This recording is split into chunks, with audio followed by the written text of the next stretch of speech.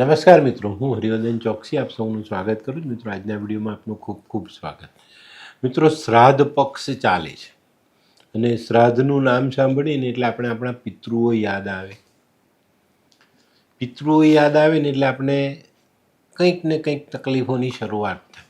અને જે લોકોએ ભૂતકાળમાં માતા પિતા દાદા દાદી કે કોઈ વડીલને દુઃખ આપ્યું હોય ને એ લોકોને તો બહુ જ ચિંતા થાય. અમારા જીવાને ત્યાં ઘણા બધા લોકો પૂછવા આવે કે સાહેબ દુઃખ પડે છે, સમસ્યાઓ જીવનમાં ઘણી બધી છે, પણ પિતૃદોષનું નિવારણ થતું નથી. હવે પિતૃદોષનું નિવારણ નથી થતું. હવે તમને ખબર જ નથી કે ભાઈ મારી કુંડળીમાં કે મારા જીવનમાં કયો પિતૃદોષ છે, તો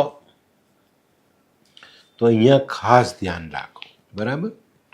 અને આજના વિડીયોમાં જે હું ઉપાય બતાવું છું તે ઉપાય જો તમે કરશો તો તમારા જીવનનો ગમે તેવો પિતૃદોષ પૂર્ણ થશે, એમાંથી તમારો છુટકારો થશે, પિતૃઓના આશીર્વાદ વરસશે અને જીવનને સુખી બનાવી શકશો. તો મિત્રો, આ શ્રાદ્ધ પક્ષમાં તારીખ 16 દસમનું શ્રાદ્ધ, બરાબર, તારીખ 17 એકાદશીનું શ્રાદ્ધ અને તારીખ 18 ગુરુવાર, આ દિવસે બારસનું શ્રાદ્ધ આવશે. તો આ ત્રણમાંથી જો તમારા કોઈ પિતૃઓની તિથિ આવે છે તો તે પ્રમાણે, અથવા તમને કોઈ આઈડિયા નથી કે ભાઈ કઈ તિથિ હતી, શું છે શું નહીં, ને તમને એમ લાગે કે કોઈક પિતૃદોષ મને પરેશાન કરે, તો આજે એટલો સરસ ઉપાય બતાવું છું, એને કરી લેજો. પણ દિલથી કરજો. પિતૃઓને, ભગવાનને યાદ કરીને કરજો કે ભાઈ મને આમાંથી મુક્તિ આપો, બરાબર. તો ઉપાય બહુ સરસ છે અને એકદમ સહેલો, બરાબર. આપણે ત્યાં રોટલી તો રોજ બનતી જ હોય. 16મીથી શરૂ કરો છો તો 16મી દિવસે 3 રોટલી બનાવવાની. 3 રોટલી પર ઘી બી લગાડો, એની પર હળદરથી સ્વસ્તિક કરો રોટલી પર, બરાબર, 3 રોટલી પર. અને આ 3 રોટલી ગાયને, કાગડાને, કૂતરાને ખવડાવો.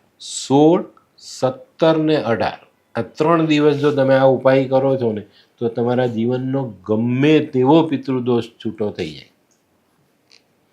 તમને કોઈ પિતૃ હેરાન જ નહીં કરે, બધા પિતૃઓ તમને આશીર્વાદ આપવા જ આવે. પણ આ 3 દિવસ તમારે આ ઉપાય કરવો પડે. મારી પાસે છે ને આજે પણ એક એવો કેસ આવ્યો કે સાહેબ પિતૃદોષ કયો છે ખબર નથી.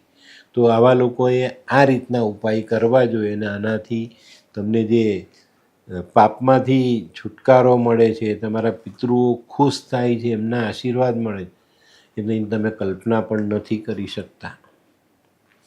તો આ નાનકડો ઉપાય મેં કીધો છે તો ચોક્કસ કરી લેજો, બરાબર. તો મિત્રો, આજનો વિડીયો તમને ગમ્યો તો લાઈક કરો, શેર કરો, યુટ્યુબ જોનારા શેર કરે ને સબસ્ક્રાઈબ કરે. હું હરિવર્ધન ચોકસી આપ સૌની રજા લઉં.